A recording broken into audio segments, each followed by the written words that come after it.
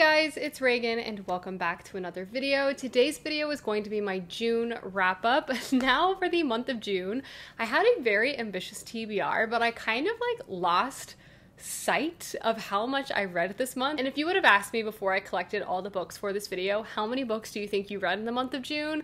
I would have said like 4. Well, friends, today I have 10 books to talk about, which is honestly shocking to me somehow. And something honestly that I'm really proud about and happy about is that I actually read quite a range of genres this month. I couldn't really decide what I wanted to read, so I feel like I read a little bit of everything. But without further ado, let's go ahead and dive right in. The first book I was able to read for the month of June, I've somehow misplaced somewhere in my house. I don't know where I put it, but I need to find it because 1, I really loved it, and 2, the cover itself is stunning. And the book I'm talking about is Mrs. Death by Selena Godin. I can wholeheartedly say this is one of the most unusual and uniquely formatted books I have ever read. The subject matter is incredibly dark, and I would say trigger warnings for anyone picking this book up, as it relates a lot to death, grieving, suicide, in general, a lot of topics around death and dying. But as you might be able to tell from the synopsis, this story actually follows one of our main characters, Death herself, who has had the job as Death for as long as existence has been around. And at the beginning of this book, she is tired, she's worn out, and she's looking to kind of connect with an individual and actually begin to share her stories. Enter in our other main character. Wolf is a young writer who has become obsessed around this concept of death, and specifically, he has run into Death herself at an earlier part of his life. So he begins to write down different stories from Death, and slowly you begin to see the bleeding together of not only their two narratives, but how their stories sort of combine in a very chaotic and resonant way. This book is truly an experience. From the formatting of the story itself, it's written in both a very beautiful prose, but it also mixes in things like poetry. And honestly, from chapter to chapter, the style of the writing changes, changing not only with the narrator we have for that particular chapter, but also the time and place that this story is unfolding. We shift between Wolf's point of view as he's sort of frantically writing, trying to capture down this great story that he has been throwing himself at his entire life. And you see him sort of spiral into this almost manic writer's energy. And the style of his chapters are very much that. They're very staccato, they're very intense. You're shifting very quickly from his different ideas and his different emotions, but then you'll shift to a new chapter which has this beautiful resonant poetry pulled from Death's experiences and her life.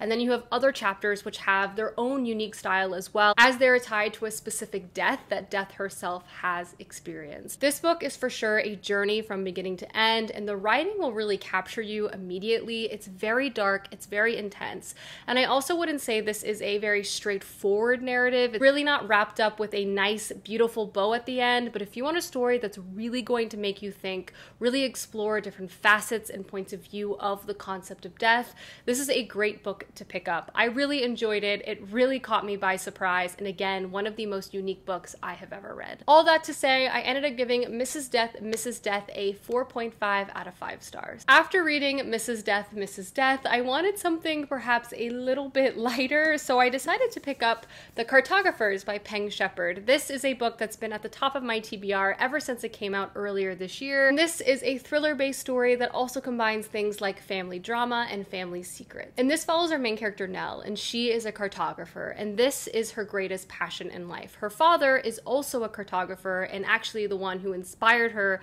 to pursue this dream. He himself is actually a legend in this field, and they used to work very closely together until a very dramatic and sudden falling out. And that was because Nell's father became obsessed with this very strange and seemingly worthless map. Due to a disagreement about this map, they basically stopped talking. Many years later, her father has since passed away, and as Nell is going through all of his belongings, she comes across the very map that caused their falling out to begin with. But as she begins to investigate this map further, she begins to realize that this seemingly worthless roadside map is systematically being stolen and destroyed from archives across the country, and from there, Nell finds herself in the midst of a conspiracy. She tries to unravel the significance of this map and how it connects not only to her father, but also her mother, as well as a secret society that seemingly could still be in existence today. This book is half cartography thriller, which in general is just such a unique kind of lane to exist in, but also really dives deep into family history, but also watching a woman have to reckon and grieve the sudden passing of her father. Overall, I would say I really enjoyed this book. I found the thriller aspect of this to be very successful and the pacing of it to really drive you through the story.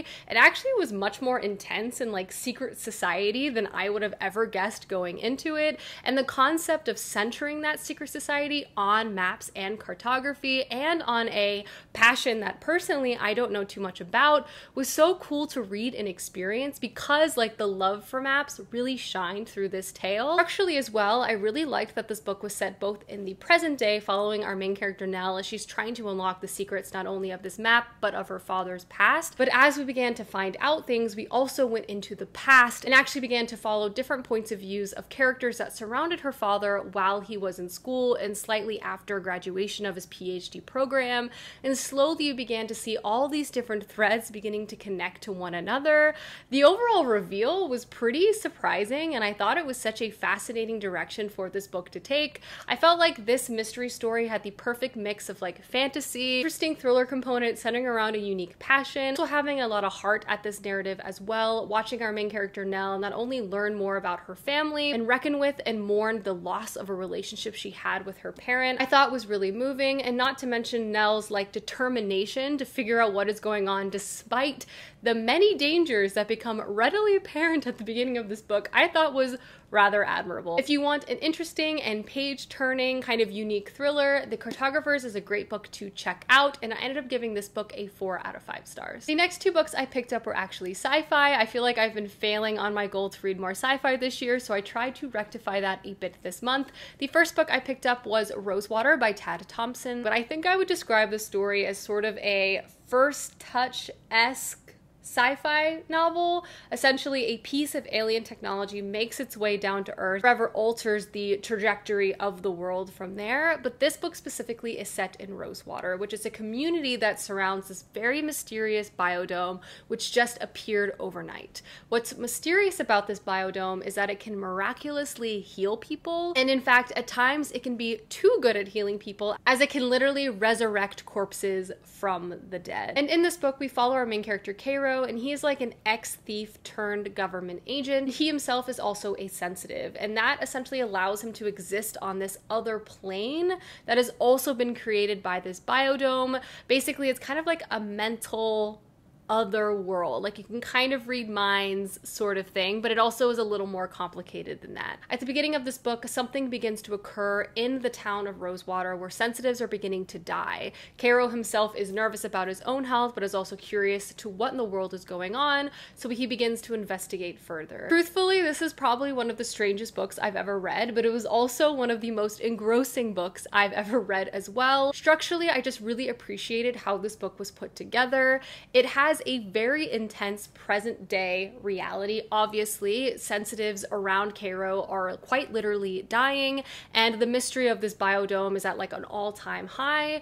But intermixed with those present day chapters, we also follow a variety of chapters following him from growing up, watching him get involved in his early on criminal activities, and then just like various missions from his early parts of his career as a government agent, and ultimately how all these different experiences very much tie together to tell the entire story of what is going on in present day. This book is incredibly unique as it is strange. The biodome as a mystery is fascinating. It's like half organic chemistry, half alien technology. Reading about it and also trying to follow along was something I really enjoyed, but I won't lie, I did have to reread a few things to make sure I was tracking. Cairo himself is a very interesting and dynamic main character. I would say he has a lot of gray morality. He's very apathetic. He's very like disconnected from society, perhaps because he can read so closely other people's emotions, but you also see him kind of fight against those instincts and also ultimately like fight for humanity itself.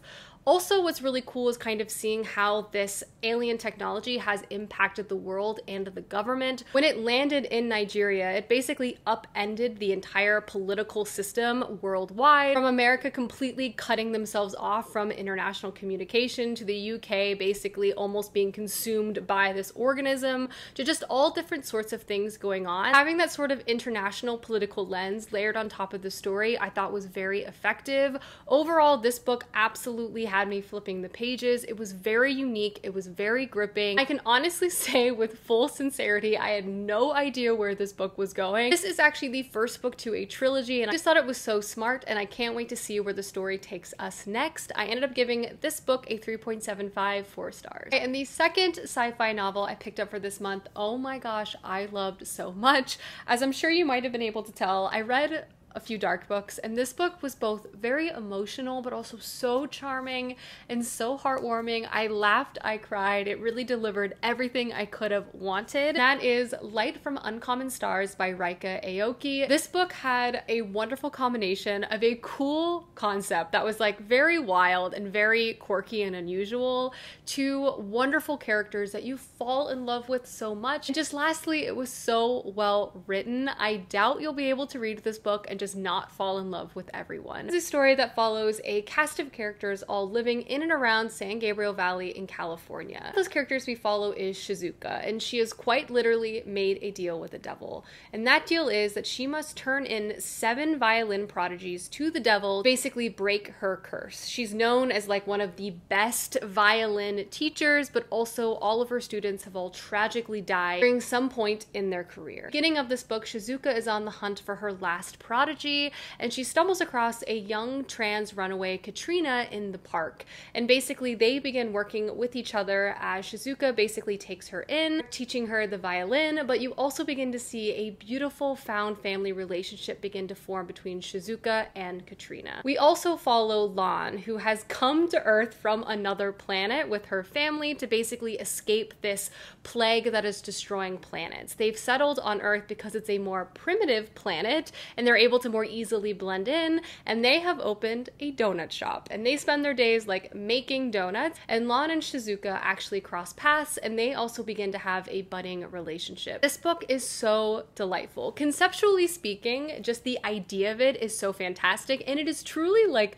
the plot. Like, Shizuka literally is trying to sell Katrina's soul, and Lan is an alien running a donut shop escaping a plague from outer space. Like, all of those aspects of the plot are very central and also driving our story forward. But outside of that, and I would also say more importantly, this is a character-led story. We're following all these characters' points of view, their hopes, their dreams, and you're also watching them settle in amongst each other and just creating the most beautiful family tableau. You're watching Katrina begin to accept herself escaping an abusive family situation, and also begin to flourish not only in her music but also like in life. See Shizuka begin to form relationships outside of just her music. You follow Lan as she has to accept hard truths about herself and her family, and also accept love on an entirely new planet. I also really loved how much music was at the heart of the story. You follow characters who are involved in the creation of the instruments itself, but obviously through Katrina and Shizuka's chapters, you really get to see their passion bleed through the pages, and just the beauty and the transformative nature that music can bring to life and existence. It was just so charming. I loved this book. I was so connected to the story. I was so connected to the characters. Honestly, because there was aliens and the devil at play, I could also say I really didn't know how this book was quite going to end. But boy, did I love the ride so much, and I gave this book a 4.5 out of 5 stars. The next book I picked up was The Beautiful Ones by Silvia Moreno Garcia, and wow, this was another absolute knockout. I'm actually realizing that I read quite a few incredible books this month. Many of them became new favorites or just really lived up to the expectations I had for them, but I loved this book even more than I was expecting. I already knew I loved this author's writing quite a bit, but I don't know, maybe because people don't talk about this book as often, it's just not on my radar to become honestly my favorite Silvia Moreno Garcia book that she has published. But just the pieces of the story are just things I love so much. It's romantic and full of propriety, and it was just a delight to read as well. This follows our main character Nina, and she's about to debut into society, and she dreams dreams of joining this very elite group of socialites called the Beautiful Ones. But from the very beginning of her debut, she's kind of fumbling a bit. She is already kind of the source of gossip, not only for her telekinetic abilities, which is unusual for women, but also because she was raised in the countryside and is considered not as refined as the other ladies. But at the beginning of the story, she stumbles across an individual named Hector who also has telekinetic powers just like herself, but instead of hiding them or being embarrassed by them, he actually performs his powers around the world. These two characters become acquainted, and Nina falls head over heels in love right away. And she also becomes his apprentice. Hector is hiding a very big secret, and that is he is actually in love with Nina's older cousin-in-law, who is married to Nina's cousin, as they had a relationship about 10 years prior, and he's back in town to basically see her again, and is sort of using Nina as a way to get closer to her. This book comes out swinging immediately with the melodrama. You want something that has so much tension and just like manners and the socialite scene, this is the book to pick up. I would honestly describe this as like a Pride and Prejudice-esque story, and Nina as a main character is so lovable. She's passionate, she's true to herself, as well as just seeing her pursuit of her telekinetic abilities was a really interesting twist to an otherwise kind of like classic romantic tale. Drama exists in this book from page one, and it will hook you. If you love like a drama of any kind, like this is such a great book to pick up. But the romance was also endearing, it was paced well, you really feel like you were fighting for it, and it just became so entertaining and entrancing throughout the entire thing. Also, I'm just a sucker for propriety. Like, I love balls, I love little luncheons and stupid little walks people have to take. We had city settings, we had countryside settings, we had dramatic notes passed back and forth, and lots of delicious miscommunication. I really enjoyed this book. I thought it was so much fun, but also had a lot of heart at the center of it too. It was so entertaining. I couldn't put this book down. I was truly obsessed with it so much, and honestly, I'd give this book like a 5 out of 5 stars. My favorite Silvia Moreno Garcia book, which is a hard list to narrow down because I love all of her books, but this was just like, this was it for me. From there, I decided to check out a hyped but very cozy read that honestly also did not disappoint, and that is Legends and Lattes by Travis Baldree. This is a book that has taken the internet by storm, and I can completely understand why.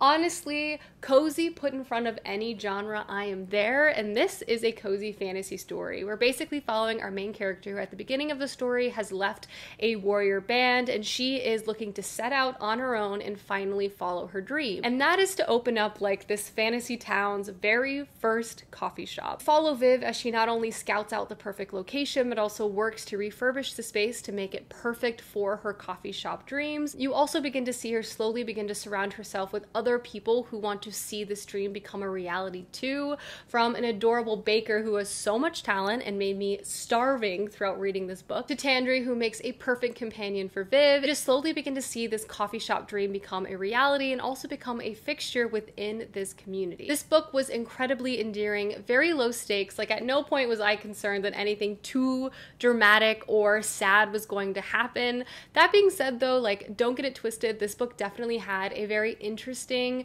plot. It felt like kind of a fantasy Hallmark movie, and I loved it so much. Like, exactly what I wanted to pick up. It delivered exactly what it promised, and I love coffee so much, and just drinking a cup of coffee reading this book was just the ultimate vibes. I really want there to be like a Christmas version of this. It was just so relaxing to read this. It felt like a warm hug. You know what I mean? I loved it. All right, next up is another incredibly weird book. I read some very unusual stories this month, and that is The Bone Orchard by Sarah A. Mueller. This book honestly houses one of the strangest fantasy worlds I've personally encountered in a long while. And even reading the synopsis, I thought it was going to be weird going into it, but it really like upped the ante to a place I wasn't expecting. This story is incredibly dark. In fact, I honestly would describe it as a grim, dark fantasy novel, and it's primarily set in a place called the Orchard House, which is a brothel. This brothel is run by one of our main characters, Charm, and at the beginning of the story, she is called to the Emperor's bedside, and he gives her his dying decree, and that is one of his sons has definitely killed him, and she needs to find out who it was and kill him in return. Charm now finds herself in the midst of this criminal and very political investigation, and basically she has to follow her emperor's decree due to magic that is sort of binding her in her brain. Structurally, you would see this sort of unusual murder mystery setup as the strangest part of this book, but I would say it is only the tip of the iceberg. I would describe the magic in this world as a cross between like alchemy and necromancy. Charm is only one of our many different points of views, and again, we are set primarily in this place called the Orchard House. Find out that Charm and all the other workers of this Orchard House are actually something called bone ghosts, meaning they're actually grown and brought to life by someone called the Lady. Not just that, outside of Charm, you also have characters named Pain and Shame, Justice, and these names very much align with their primary personality traits.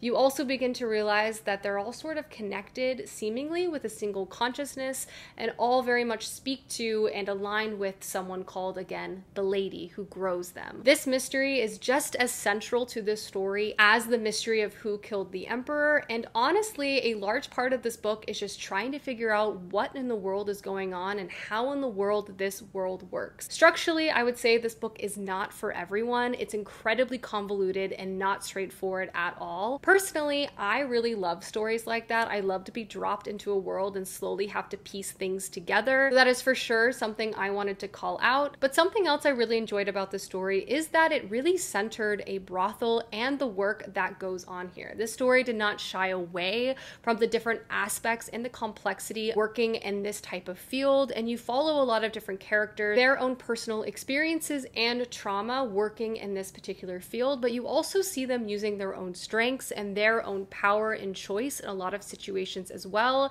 and I felt that this was really balanced by the author throughout the story, as well as the different treatment that they receive in different areas and places in society. This book is so much about the mystery surrounding the Emperor and the political upheaval that is occurring within this particular nation. It's also about choice and power and the pursuit of individual freedom as well. It was just a really interesting fantasy book. Again, very, very dark, but one that kept me guessing and also just really caught me by surprise. I really enjoyed this. I would read more books by this author and also more books set in this world. I gave this book a 4 out of 5 stars. The very last book I completed for the month of June was also amazing, and that is The Vanishing Half by Britt Bennett. This lived up to every expectation I had for it. It really knocked it out of the park, was just as incredible as I've heard everyone say it is, and I still feel like the last person on the planet to read it. But if some reason you haven't picked this book up yet either, I highly recommend it because the writing, the characters, everything about it was an absolute 10 out of 10. This book is both powerful and incredibly messy. It is a multi-generational tale opening up with 2 inseparable twin sisters, ultimately following them on their divergent paths in life, and then seeing those different choices reflected in their future daughters' lives as well. The story itself opens on 2 of our main characters, Desiree and Stella, and they are 2 twin sisters. They grew up in an incredibly small southern Black community where being light was everything and being dark was vilified.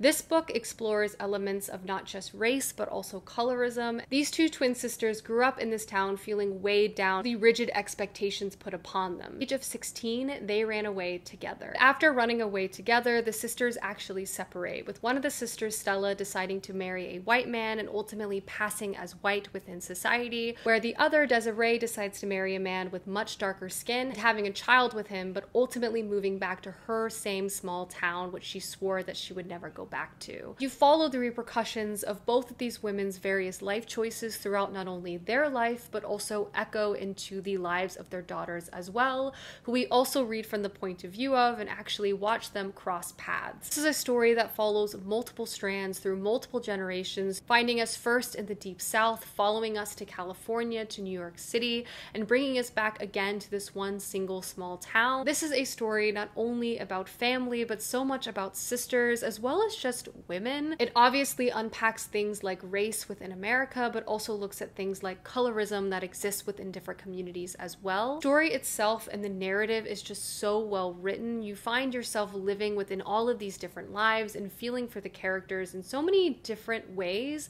Everyone also just feels so wholly real as well. And the reason why I actually described this book initially as messy in the beginning has nothing to do with the quality of it, but it's more speaking to the reality that so many of the answers that these characters are looking for is not quite so clear cut, and the emotions that you feel towards your family are just so dynamic. You can hate them and love them in the same breath, and all of that is so explored through The Vanishing Half.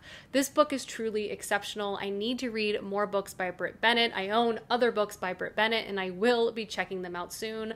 I gave this book a 5 out of 5 stars. The last two books I'm just going to quickly mention, as I have not finished them, but I have started them both. The first is The Hunger of the Gods by John Gwynne. I've only read about 100 pages of this book, but this is book 2 to a Viking-inspired fantasy trilogy by this author. It is very grim, it is very brutal, and it feels very cold, and I would say the combat and the overall vibes really suits the sort of Viking inspiration it's giving us. This is a multi-POV fantasy story, and we're following a variety of characters kind of all going out on their own quests. Some are seeking vengeance, some are seeking glory, and some of them are trying to save the ones they love most. Book 1 was a riveting ride from beginning to end, and book 2 starts out on the action pretty much right away. Like, essentially, the beginning of book 2 starts exactly where the last one left us. It also had an incredible recap at the beginning of the story, which I really appreciated. Obviously, I have quite a bit of this book left, so I won't give my final thoughts and feelings, but so far so good. I really like the writing, I like the world, and just how this book is structurally put together, and I'm looking forward to see where it's going to take us next. And the last book I'm going to mention is The Midnight Bargain by C.L. Polk. After completing The Beautiful Ones, I was craving perhaps another romance story with a dash of magic, so I did start this, but did get distracted, which is happening a bit more often recently, but so far I am liking the story. This book follows our main character Beatrice, and she dreams of becoming a sorceress. She just wants to study her grimoires all day. She has no interest in getting married, but because her family is kind of on the edge of destitute, her getting a good match is kind of not just within the family expectations, but something that they need to survive.